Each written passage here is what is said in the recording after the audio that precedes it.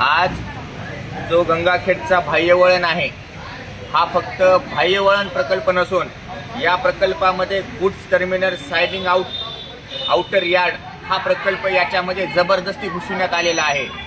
लोकांचा जो प्रश्न आहे आणि लोकांमध्ये जो संभ्रम आहे की म्हणजे हा फक्त बाह्यवळणापुरता मर्यादित नसून हा गुड्स टर्मिनल सायडिंग आउटर यार्ड हा प्रकल्प जबरदस्ती या गंगाखेड शहरावर लादण्याचं काम या ठिकाणी करण्यात येत आहे।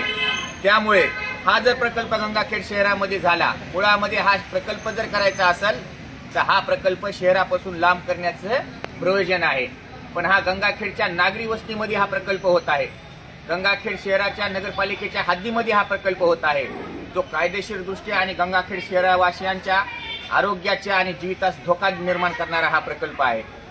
या प्रकल्पामुळे 25 केव्ही व्याटच्या जवळपास 8 लाईन आणि वेगवेगळे जसं की कोळसा असतील, रासायनिक खतं असतील किंवा आणखीन काही केमिकलयुक्त गोष्टी असतील, या गोष्टींचा साठा या गंगाखेड शहरामध्ये होईल, त्यामधून लोकांच्या आरोग्याला धोका निर्माण होणार आहे। या प्रकल्पामुळे जवळपास 8 लाईन गंगाखेड शहरामधून या ठिकाणी जाणार आहेत। या 8 लाईन गेल्याच्या नंतर गंगाखेड शहरातलं जीवनमान या ठिकाणी विस्कळीत होणार आहे।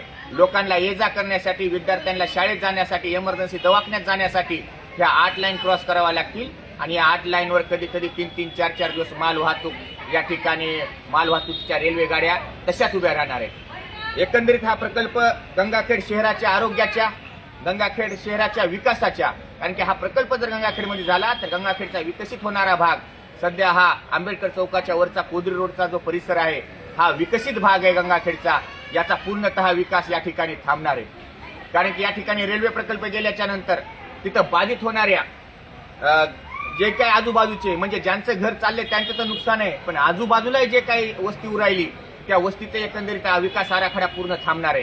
कारण की railway track, railway line, railway light, railway signal मुळे त्या एकंदरीत त्या भागाचा विकास सर्वसा फुटणार आहे। आणि हे सर्व होत असताना अतिशय महत्त्वाची आणि नगरपालिकेच्या दृष्टिकोनातून अतिशय विचारपूर्वक आणि महत्त्वाची गोष्ट म्हणजे या प्रकल्पामध्ये लोकांचे फ्लॉट वगैरे जात आहेत, त्यांना अतिशय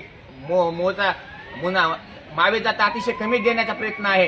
पण तेच होत असताना नगरपालिका हद्दीतील, नगरपालिकेच्या कार्यक्षेत्रातील जे खुले मैदान आहे, ज्याला ओपन प्लेस म्हणतो आपण, ते ओपन प्लेस असतील, नगरपालिकेचे रस्ते असतील, नगरपालिकेच्या नाल्या असतील किंवा नगरपालिकेची जी काही जागा आहे ती जागा जात असताना नगरपालिकेला या ठिकाणी मावेजा मिळत नाही। हा मावेजा खाजगी व्यक्तीच्या या ठिकाणी जो कोणी प्रकल्प अधिकारी आहे भूसंपादनाचा, तो खाजगी व्यक्तींच्या नावाने ट्रान्सफर करत आहेत, अशा तक्रारी या ठिकाणी आलेल्या आहेत।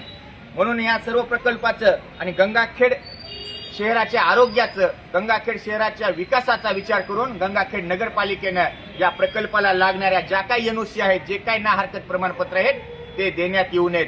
कारण की जरी हा प्रकल्प रेल्वेचा जरी असला तरी हा प्रकल्प उभा करण्यासाठी हा फक्त बाह्यवळणाचा प्रकल्प नाही, हा फक्त बाह्यवळणाच्या नावावर गुड्स टर्मिनल सायडिंग आउटर यार्ड नावानं जो की मालवाहतूक स्थानक आहे, जो गंगाखेड शहराच्या विकासासाठी, गंगाखेड शहराच्या जनतेच्या आरोग्यासाठी, प्रदूषणासाठी, म्हणून हा प्रकल्प पर्यावरणाचा ऱ्यास म्हणून हा प्रकल्प अतिशय घातक आहे। म्हणून नगरपालिकेने या ठिकाणी या प्रकल्पाला कोणत्याही प्रकारचे ना हरकत प्रमाणपत्र एनओसी देण्यात येऊ नये असं निवेदन आज या ठिकाणी नगराध्यक्ष असतील आणि मुख्य कार्यकारी अधिकारी असतील यांना या ठिकाणी देण्यात आलेलं आहे।